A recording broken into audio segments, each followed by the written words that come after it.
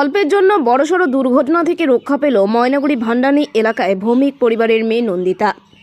এটাচির ভিতর থেকে school bag বের করতে গিয়ে অজান্তেই নেড়ে বসল বিষধর সাপ। ঘটনাটি ঘটেছে শুক্রবার ময়নাগুড়ি ভান্ডানী এলাকায়। জানা গিয়েছে, এদিন নন্দিতা ভৌমিক নামে বাচ্চা মেয়েটি তার বাড়িতে একটি এটাচির ভেতর থেকে স্কুল ব্যাগ বের করতে গেলে হাতে নরম ভাব কিছু লাগায়। ভালো করে দেখতে গেলে এটাচির ভেতর একটি সাপ দেখতে পায়। সাপ দেখে ভয়ে চিৎকার করে মায়ের কাছে দৌড়ে যায় নন্দিতা। পরে ময়নাগুড়ি পিপিএস এর সদস্যদের ঘটনার খবর দেওয়া হলে তারা দ্রুত ঘটনাস্থলে পৌঁছে সাপটিকে এটাচির ভেতর থেকে উদ্ধার করে নিরাপদ আশ্রয়ে ছেড়ে দেয়।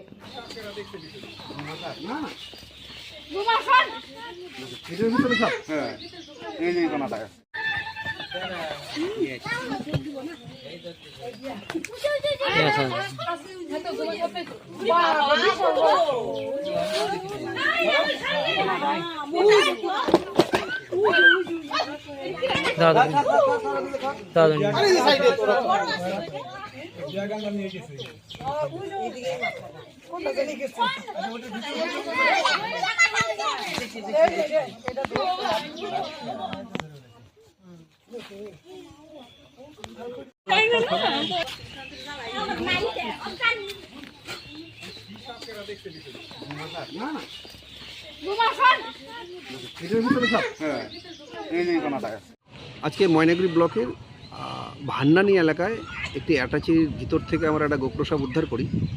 তো পঞ্চম শ্রেণীর ছাত্রী নন্দিতা ভৌমিক, সে তার স্কুল ব্যাগটা অ্যাটাচির ভিতরে রাখে।